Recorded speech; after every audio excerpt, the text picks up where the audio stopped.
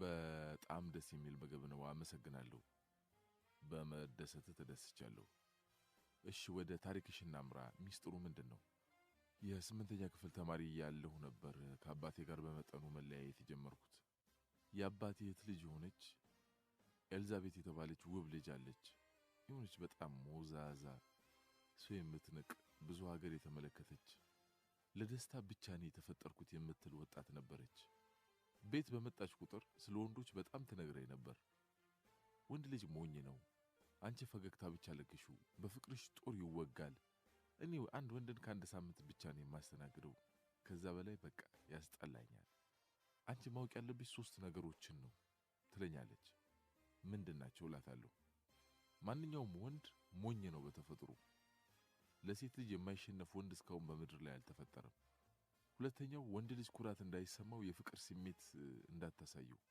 ቀብረር ስትይ ይወዱሻል ይሰግዱልሻል የመጨረሻውና ሶስተኛው ምን ጊዜም ለመጠባበቂያ ሁለት ወንዶች መያዝ አለብሽ ብቻ ስለ ወንዶች ብዙ ነገር ታወራልኝ ነበር ወሲም መጀመር እንዳለብኝ ትነግረኝ ነበር መጠጥ ሲጋራ ጭፈራ ጥሩ እንደሆነ ትነግረኝ ነበር የስምንተኛ ክፍል ሀገር አቀፍ ፈተና ተፈትኜ ክረምት ከርሷ ጋር በርከት ያሉ ጊዜያትን ለማሳለፍ ችዬ ነበር በዚህ አጋጣሚ ነበር ለመጀመሪያ ጊዜ ከአባቴ በመደበቅ ሲጋራ መጠጥ ጭፈራ የተባሉት ነገሮች የጀመርኩት በወቅቱ የሰውነት ቅርጼ በጣም እየፈካ የመጣበት ወቅት ስለነበር ብዙ አድናቂዎችና ለካፊዎች ነበሩኝ በኤልዛቤት ምክር ተመርቼ ወንዶች ላይ በጣም እንቀባረርባቸው ነበር በዚህ የተነሳ 9ኛ ክፍል ገብቼ በሁለተኛው ወር አንድ ፓርቲ ላይ ተጠርቼ ነበር ገና ቤት ውስጥ ስገባ ራሴን እንደመሳት አድርጎኝ ነበር ከዚያ የማስታውሰው በነገታው ህክምና ቦታ መገኘቴን ነው በህክምናው መረጃ መሰረት ደግሞ 5 ሰዎች ናቸው የደፈሩኝ ለሁለት ወር በጣም ጤነኛ አልነበርኩም አባቴ በጣም ስለሚወደኝ በሐዘን እንዳይበሳጭ ጉዳዩን ደብቄው ነበር አሁን ሙሉ ለሙሉ ጤነኛ ነኝ ነገር ግን ወንዶችን እጅግ በጣም ነው የምጠላው የደፈሩኝን ሰዎች እስካሁን ማንነታቸውን አላወቅኩም ባውቃቸው ግን የአባቴን መሳሪያ ተጠቀምበታለሁ ለወንዶች ምንም ጥሩ ነገር አይሰማኝም ክፍል ውስጥ ሴት አስተማሪ ካለች በስርዓት ነው የምማረው ወንድ ከሆነ ግን በጠበጣለሁ ይሄንን ጉዳይ ማን ያውቃል ኤልዛቤት ብቻ እሺ ምን አደረገች ምንም አሜሪካ ነው ያለችው ታዋቂ ሳሊያ ገብታለች ሁለቱን ወር ግን የተንከባከበችኝ ያኖረችኝ እርሷው ነበረች በጣም ጠልቻት ነበር አሁን ለሷ ጥሩ ስሜት የለኝም እርሷ ነች ወደ ገደል የከተተች ብዬ አስባለሁ ምክንያቱም ምክሯ የሰይጣን ነበር ለምን የተደፈርሽ ይመስልሻል ያው እኮ ቀደም አልኩት ወንዶችን እስብ ነበር ከዚያው ውጭ ግን ለወንዶች የንቀት ስሜት ማሳየት የሚመስለኛል ሙሉ ለሙሉ ጥፋተኛ ላደርጋቸውም ጥፋት እኔም ጋር ነበር ግን ብቻ ጥላቻ ያውንም ውስጥ ያለ ሁለት ታሪኮች ልንገርሽ በጣም እደሰታለሁ አርጀንቲናዊት የ21 ዓመት ወጣት በ1986 በ7 ናይጄሪያን ስትጎበኝ ተደፍራ ነበር ወጣቷ ለጥናት ነበር የመጣችው በጣም ተስፋ ያላት ተናጋሪ ጎበዝ አስተዋይ ትልቅ ቦታ ትደርሳለች የተባለች ወጣት ነበረች የደፈሯ ሰዎችን አታውቃቸውም ነበር ለህግ አሳልፋ መስጠት አልቻለችም በወቅቱ አርጀንቲናውያን ቁጣቸውን ገልጸው ነበር ለጋዜጠኞች ምርጥ ነገር ተናግራ ነበር እኔ ላይ የተፈጸመው አጸያፊ ነገር እንደሆነ አውቃለሁ እኔም ማስበው ስለደፈሩኝ 7 ናይጄሪያውያን ወጣቶች ሳይሆን ዓለምን እንዴት እንደማሸንፍና የልጅነት ህልሜን እንደማሳካ ብቻ ነው ማንንም ሰው ክፉ አደጋ በህይወት ዘመኑ አንዴ ቢያንስ ያጋጥመው ይሆናል ማድረግ ያለበት ስለ ክፉ አደጋው ያሰበ መብሰልሰልና ወይኔ ይሄ ባይሆን ኖሮኮ እያለ መቆጨት ሳይሆን ለስኬት መጣር ብቻ ነው እንዳለችው በ5ኛው ዓመት በአርጀንቲና የመጀመሪያዋ ወጣት የሴት ሀብታም ለመሆን ችላ ነበር ተመሳሳይ ባይሆንም ሌላ የመደፈር አደጋ የደረሰባት ኦፕራ ላይ ሁሉ ቀርባ ነበር አስተውሳለሁ ስሟ ግን ጠፋኝና ለወንዶች ጥላቻለሽ ስትላት በጭራሽ አለች ዓለማችን ላይ እኮ ከ6.5 ቢሊዮን በላይ ህዝብ አለ ከነዚህ ውስጥ 3 ሚሊዮን እንኳን ወንዶች ቢሆኑ 7 ወንዶች ያልተገባ ነገር ፈጸሙብኝና እንዴት የተቀሩትን በቢሊዮን የሚቆጠሩ ወንዶች ልጠላ ይችላል ሌላ ደግሞ የሚሊያዊት የ19 ዓመት ወጣት ስትሆን የመደፈር አደጋ የደረሰባት በአስርቶች ነበር ልንገርሽ ሌላ ታሪክ ብዬ ነው የመጀመሪያ ዓመት የኮሌጅ ተማሪ ነበረች አደጋ የተፈጸመው በ1979 አካባቢ ነው። ከ10 ዓመት በኋላ በ1989 ማላዊያን አስደንጋጭ ዜና ሰሙ። ዜናው አንዲት ሴት በሳምንት ውስጥ 10 ሰዎችን መግደሏን የሚያትት ነበር። ለፖሊስ በሰጠችው መግለጫ አሁን እኔ 25 ዓመት ሞላኝ፣ የስቅላት ፍርድ ቢፈረድብኝ አይቆጨኝም። ምክንያቱም ሀገሬ ማሊ የማትፈልጋቸው 10 የማይረቡ ወጣቶችን መግደል ለኔ ትልቅ ድል ነው። እኔ አሁን ለ10 ዓመት ሳቅድ የነበረው ነገር ስለተሳካልኝ ደስተኛ ነኝ። ስለዚህ በሰራሁት ነገር ጸጸቴ ባዶ ነው ብላ ነበር። እነዚህ ወጣቶች የተለያየ አመለካከት ነበራቸው። ከሁለቱ ልክ ግን የማን ነው ብለሽ ታስቢያለሽ? ሁለቱም ልክ ናቸው። አየሽ፣ ስለ ቻርሊ ስታነቢ የሆነ አባባል ሳታነቢ አትቀሪም። በህይወት አስቸጋሪው ነገር ከሁለት ጥሩ ነገሮች አንዱን መምረጥ ነው የሚል አስታውሽ። እንዴ መምህር ቀቁ ስለ ሲልቪያ ማድረግ ያለባትን ነገራት። ብዙ ነገር አወሩ። በመሐከል አለቀሰች፣ እሱም አዘነላት። በመጨረሻ ግን ተማሪዎች ክፍል ውስጥ ያለ አንዳች ምክንያት ረባሽ እንደማይሆኑ አመነ። እሷ በክፍል ውስጥ በጣም ረባሽ ተማሪ ስለነበረች ከጥናቱ መልስ ፒኤችዲውን ይዞ እናት ሀገሩን ኢትዮጵያ ማገልገል እንዳለበትም ወሰነ። ምንም ይሁን ምን ጥላቻ መርዝ ነው። አመሰግናለሁ። የአባቴም የዘወትር ምክር እሱና ለኢትዮጵያ የሆነ ነገር መስራት እንዳለብኝ ነው። የአንዲት ሀገር ተስፋ ያለው ወጣቶች ላይ ነው ይለኛል። ትክክል። ስላከበርሽኝ አመሰግናለሁ። ለአባትሽ ያለሽው ብቸኛ ተስፋ አንቺ ስለሆንሽ የተፈጠረውን አስቀያሚ ነገር በማሰብ ህይወትሽን ጨለማ ውስጥ መስፈቅ የለብሽም። መጠጡም ሲጋራውም ጥላቻውም መልካም አይደለም። ጠንካራ ተማሪ ሁኚ እሺ። ወደ በፊቱ የማንበብ ልምድሽና ማንነትሽ ተመለሽ። የደራሲነት መክሊትሽን መጠበቅና መጠቀም አለብሽ።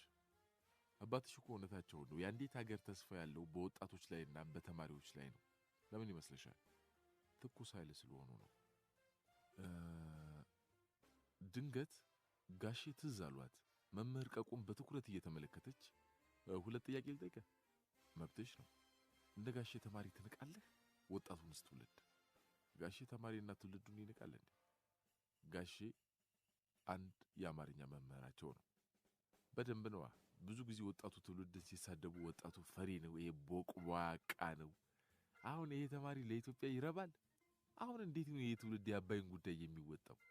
ይሄ ትውልድ እንዴት ነው ኢትዮጵያን ከድህነት ባርነት ከኋላ ቀርነት ቀንበር የሚያወጣት?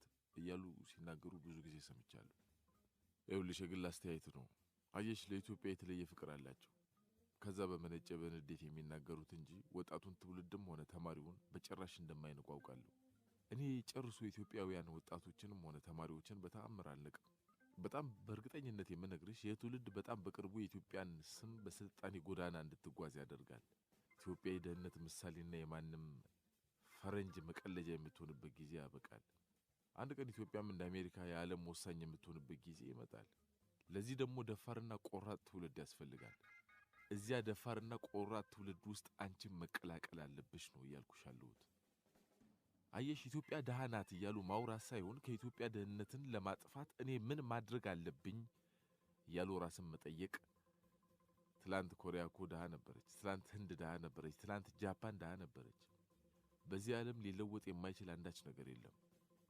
ይልቅ እኔም የሚገባኝን ነገር ለዚች ሀገር መፈጸም እንዳለብኝ እያውጠነጠንኩ ነው። እርግጠኛ ነኝ ውጭ ሀገር ሄጄ ጥናቴን ከመጣሁና ዩኒቨርሲቲ ከገባሁ በኋላ ብዙ ነገር አሻሽላለሁ። እንዴ ተመለሰ ኢትዮጵያ ትመጣለህ? እመለሳለሁ። አዎ ተመልሼም ከኢትዮጵያ ልወጣም ድጋሚ ምናልባት ምርጥ ትምህርት ቤትም ከፍት ይሆናል። ዋው ትልቅ ሐሳብ ነው። አባቴ በብዙ ነገር እንደሚረዳ እርግጠኛ ነኝ። ስለ እውነት ተመልሰ በመምጣት በጣም ተደስቻለሁ።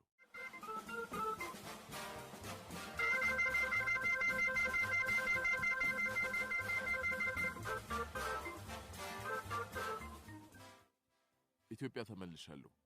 በአፍሪካ የመጀመሪያ ትልቅና ልዩ የሆነ ለተማሪዎች ብር እየከፈለ የሚያስተምር ትምህርት ቤት በመገንባት ላይ እገኛለሁ። የራሴ ትምህርት ቤት እስከሚጠናቀቅ ድረስ ግን አሁንም ለጊዜው ያለው በኢያሪኮ ትምህርት ቤት በምክር አገልግሎት ስራ ላይ ነው። የመጀመሪያ የሚል ቃል ሲነሳ ሁለት ሰዎች ትዝ አሉኝ። የ11ኛ ክፍል የአማርኛ መምህራችንና ዝናው ተሰማ። ነፍሳቸውን ይማርና መምህር ጫኔ ዞን የሚያክሉ በተማሪዎች በጣም የሚፈሩ ቶሎ ቶሎ የሚያልባቸው አብዛኛውን ሰዓት ከማስተማር ይልቅ ስለ ግል ታሪካቸውና ስለ አፄ ኃይለ ሥላሴ ማውጋት የሚወዱ አስቂኝ መምህር ነበሩ። በሳቸው ክፍለ ጊዜ ክፍሉ በዝምታ ይሞላል። የቤት ሥራ ከሰጡ እኔ ነኝ ያለው ወንድ ልጅ ሳይሰራ መጥቶ ያውቅም። ሳቁ ካሉን እንስቃለን፣ ዝም በሉ ካሉን ዝም ማለት ነው። የክፍላችን አጭር ተማሪ የሆነው ዝናው ተሰማዩም ጉቶ ግን ቆብ አይሰጠውም ነበር። አባቱ ዝነኛ ወታደር ነበሩ፣ ለዚያውም የመቶ አለቃ። አይዝናው በጣም ያስከረመን ነበር። በአሁኑ ሰዓት አርጀንቲና ውስጥ ከአንዲት ነጭ ጋር ተጣምሮ ይኖራል። እንደነገርኳችሁ መምህር ጫኔ ገመራ በጣም የሚያስገርሙ ሰው ናቸው።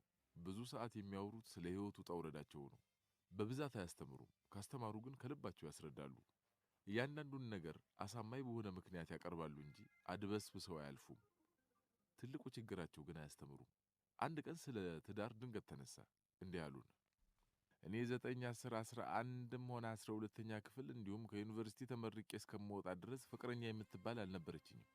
በሁለተኛ ደረጃም ሆነ በዩኒቨርሲቲ ውስጥ ፍቅረኛ መያዝ መጃጃል ነው። ስለ ፍቅር ሆነ ፍቅረኛ አትጨነቁ። የትዳር መስራች አንድዬ ነው እግዚአብሔር። እሱ ራሱ ለእናንተ የምትሆነውን ራሱ በመረጠው ጊዜ ያጣምራችኋል። እናንተም ተጠንቀቁ። ፍቅርና ትምህርት ለየቅል ነው። ተመክር ውስጥ መግባት ማለት ዋና የማይችልን ሰው ባህር ውስጥ መጣል ማለት ነው። በእለቱ ጉቶ አልነበረም እንጂ በእርግጠኝነት በጥያቄ ያጣደፋቸው ነበር። ከጉቶ ጋር ጠብ የጀመሩት በሁለተኛው መንፈቅ ዓመት ነበር። መምህር ጫኔ የቤት ሥራ ሰጡ። ጥያቄው ስለ ሀገራችሁ ኢትዮጵያ የሚሰማችሁን በአንድ ትልቅ አንቀጽ ጻፉ የሚል ነበር። በነገታው የቤት ሥራ ያልሰራ አሉ። ሁሉም ሰርቶ ነበር። ማን ያነብልናል የጻፈውን ብለው ሳይጨርሱ ቀልቃላው ዝናው እጁን አስወነጨፈ። ፈቀዱለት። ተማሪውም ለመስማት ዝምታው በክፍሉ ውስጥ ነገሰ። አገራችን ኢትዮጵያ በብዙ ነገር የመጀመሪያ ናት። ከአፍሪካ የራሷ ፊደልና ቁጥር በመቀረጽ የመጀመሪያዋ፣ ቀድሞ በመሰልጠን የመጀመሪያዋ፣ በድህነት በመታወቅ የመጀመሪያዋ፣ ከጋብቻ በፊት ልጅ በመውለድ የመጀመሪያዋ፣ የአፍሪካ አንድነት እንዲመሰረት ሐሳብ በማቅረብ የመጀመሪያዋ፣ ባላት የተፈጥሮ ሀብት ባለመጠቀም የመጀመሪያዋ፣ ከተለያዩ ሀገራት በብርና ቁሳቁስ ልመና የመጀመሪያዋ፣ ብዙ ወጣቶችና ትንሽ ሽማግሌዎች የሚኖሩባት ሀገር በመሆን የመጀመሪያዋ፣ ሰርግ፣ ተስካር፣ ለቅሶ፣ 80 ሰንበት በማክበር የመጀመሪያዋ፣ በወሬ ሰውን በማማት ስራን በመናቅ ከሰው እጅ እርዳታ በመጠበቅ የመጀመሪያዋ፣ በአጠቃላይ ብዙ ነገሮች ኢትዮጵያ ሀገራችን የመጀመሪያ ስለሆነች በጣም ወዳታለሁ። ተማሪው ከት ብሎ ሳቀ። መምህር ጫኔ በቁጣ ጉቶን አፈጠጡበት። አንተ ስለ ኢትዮጵያ የሚሰማ ይሄ ነው? አዎ ይሄ ነው። ትእዛዙ እኮ ስለ ኢትዮጵያ የሚሰማችሁን ተባለ እንጂ ኢትዮጵያ የመጀመሪያ ስለሆነችበት ነገሮች ጻፉ አልተባለም። አስተውል በደንብ። የመምህር ጫኔና ጉቶ ጠብ የባሰው ግን ስለ ቅኔ ስንማር ነበር። አቶ ጫኔ ቀጭን ትእዛዝ ሰጡ። የቅኔ ምንጩ ኢትዮጵያ ነች። ብዙ ነገር የፈለሰፈችው ግሪክ እንኳን ቅኔን ለመፍጠር አልቻለችም። ስለዚህ ነገ ቢያንስ 3 ቅኔዎችን በቃላችሁ ሸምድዳችሁ መምጣት አለባችሁ። ከዚያ ስለ ቅኔ ምንነት እንማራለን። ሕይወት ራሷ ቅኔ ናት፣ ሰምና ወርቅ ያላት። እንደተለመደው ጉቶ ነበር በፍጥነት እጁን ያወጣው። እድሉን ሰጡት። ተነስቶ አመስግኖ ቆመ። ያው እንደሚታወቀው ስሜ ዝናው ተሰማ ነው። አባቴ መቶ አለቃ ነው። አሁን የተሰጠንን የቤት ሥራ አቀርባለሁ። እንደሚታወቀው የቅኔ መሰረቱ መጀመሪያዋ ኢትዮጵያ ነች። ይኸውልህ ቡጥለቃ አንተውና ወደ እንትን ግባ፣ ወደ ያስከው። እሺ የመጀመሪያው ልጅቷ አታውቅም የቅጠል አይነት ጫካ ውሰድና ብሳና ሳያት የሚል ነው። ሁለተኛው ወጣቶች ተጠንቀቁ ኤድስ መጣ ከምስራቁ የሚል ነው። ስለተሰጠኝ እድል አመሰግናለሁ። አንተ ዱርዬ የማትረባ መጨረሻህን ባሳየኝ። ይሄ የኋላ ቀርነት ምንጯ እንደውም አንተ ነው የዚች ሀገር ባለጌ። እንዳንተ አይነት ባለጌ አድጎ ነው አባት አልባ ህፃናትን በየመንገዱ እንዲበዙ የሚያደርገው። ቁጭ በል አሁን። አቶ ጫኔ ገመራ ያስቁኛል። በጣም ይበሳጩና ትንሽ ቆይተው ግን ይረሱታል። የጸባያቸው በጣም ያስገርመኝ ነበር። መቼም የማረሳው ግን አንድ ክፍለ ጊዜ ያከናወኑት ነው። እስከዛሬ ራሱ እንቆቅልሽ እንደሆነብኝ ነው። የሁለቱ ክፍለ ጊዜ ትምህርቶች ጎጂ ባህሎችን በሚል ስለ ጥንቁልና፣ አስማት፣ ድግምት፣ ቡዳ እየተወያየን ነበር። ድንገት በሩን ተነስተው ዘጉት። መሃል ላይ ቆሙና በለሆሳስ አነጋገር ለማንም የማትናገሩ ከሆነ አንድ አስማት አሳያችኋለሁ። ሁሉም ተማሪ ራሱን በእሽታ ነቀነቀ። ኪሳቸው ውስጥ የነበረውን ካርታ ወጡና ጠረጴዛው ላይ ያስቀመጡት። ወደ ተማሪው እየተመለከቱ አንድ ተማሪ ምጣና ይህንን ካርታ እንደፈለገው ይደበላልቀው። ከዚያ ኢትዮጵያ ውስጥ ስለነገሱት መሪዎችም ሆነ ስለወደፊት ስለሚመጡት መሪዎች ምን ያህል ስልጣን ላይ እንደሚቆዩና እንደማይቆዩ ያለ አንዳች ስህተት ነግራችኋለሁ። ወዲያው ጉቶ እጁን አወጣ። አልገባኝም። እናንተ ስም ትጠራላችሁ እኔ ሁለት ካርታዎችን እመርጥና ሰጣችኋለሁ ያን ስታገጣጥሙት የገዙበትንም ሆነ የሚገዙበትን አመት ብዛት ይነግራችኋለሁ ማለት ነው ጉቶ አሁንም እጁን በፍጥነት አወናጨፈ ወደፊት የሚመጡትን ስማቸውን በምን እናውቃለን ጥሩ ጥያቄ ነው በቃ አሁን ስልጣን ላይ ያለው መሪ መቼ በቃኝ እንደሚል እነግራችኋለሁ ሌላውን ተውታውን ተግባባን ሁላችንም ራሳችንን በስምምነት ነቀነቀን በካርታ ጨዋታ ጎበዝ ነው የሚባለው ከተማ ጠረጴዛው ላይ የነበሩትን ካርታዎች ቡዳ እየተወያየን ነበር ድንገት በሩን ተነስተው ዘጉት መሃል ላይ ቆሙና በለሆሳስ አነጋገር ለማንም የማትናገሩ ከሆነ አንድ አስማት አሳያችኋለሁ ሁሉም ተማሪ ራሱን በእሽታ ነቀነቀ ኪሳቸው ውስጥ የነበረውን ካርታ ወጡና ጠረጴዛው ላይ ያስቀመጡት ወደ ተማሪው እየተመለከቱ አንድ ተማሪ ምጣና ይሄንን ካርታ እንደፈለገው ይደበላልቀው ከዚያ ኢትዮጵያ ውስጥ ስለነገሱት መሪዎችም ሆነ ስለወደፊት ስለሚመጡት መሪዎች ምን ያህል ስልጣን ላይ እንደሚቆዩና እንደማይቆዩ ያለ አንዳች ስህተት ነግራችኋለሁ ወዲያው ጉቶ እጁን አወጣ አልገባኝም እናንተ ስም ትጠራላችሁ እኔ ሁለት ካርታዎችን እመርጥና ሰጣችኋለሁ ያን ስታገጣጥሙት የገዙበትንም ሆነ የሚገዙበትን አመት ብዛት ይነግራችኋለሁ ማለት ነው ጉቶ አሁንም እጁን በፍጥነት አወናጨፈ ወደፊት የሚመጡትን ስማቸውን በምን እናውቃለን ጥሩ ጥያቄ ነው በቃ አሁን ስልጣን ላይ ያለው መሪ መቼ በቃኝ እንደሚል እነግራችኋለሁ ሌላውን ተውታውን ተግባባን ሁላችንም ራሳችንን በስምምነት ነቀነቀን በካርታ ጨዋታ ጎበዝ ነው የሚባለው ከተማ ጠረጴዛው ላይ የነበሩትን ካርታዎች በወዛቸውና መልሶ አስቀምጣቸው ወዲያው 8 ልጆች በራሳቸው ፍላጎት ወጡና ቆሙ የመጀመሪያው ልጅ ካርታውን በእጁ ይዞ መምህር ጫኔን እየተመለከተ አጼ ቴዎድሮስ አለ መምህር ጫኔ አይናቸውን ጨፍነው ሁለት ካርታዎችን መርጠው አወጡ አንድና 3 ቁጥር ነበር 13 አመት ልክ ነበሩ ተማሪው ተገረመ ሁለተኛው ልጅ አጼ ዮሐንስ አላቸው አቶ ጫኔ አይናቸውን ጨፍነው ሁለቱን ካርታዎች መዘው አወጡ አንድና 7 ቁጥር 17 አመት ተገረምን ልክ ነበሩ አጼ ሚኒሊክ 24 አመት ልክ ናቸው ልጅ ኢያሱ አንድ ካርታ ብቻ ወጡ 3 ቁጥር ነበረች ልክ ናቸው ዘውዲቱ አንድና 4 ነው ወጡ 14 አመት ልክ ናቸው አጼ ኃይለ ሥላሴ 44 አመት ልክ ናቸው አጼ መንግስቱ ጓድ መንግስቱ በላንተ እሺ ቅርታ ጓድ መንግስቱ አንድና 7 እንሳቡ 17 አመት ልክ ናቸው ተማሪ በግርምት አይኑን አፈጠጠ የመጨረሻው ልጅ እየተገረመ አሁንስ ያሁኑስ መንግስት መምህር ጫኔ ገመራ አሁንም አይናቸውን ጨፍነው ሁለት ካርታዎችን አወጡ አረ ከቁም ነገር ታዳምጣላችሁ እንዴ እንቅልፍ ወስዶኝ ስለነበር በዛ ሰዓት ስንት ሁለት ቁጥር እንዳወጡ አላቀም በሉ ደህና ሰንብቱ I'm not afraid of anything I just need to know that I can breathe and I don't need much of anything but suddenly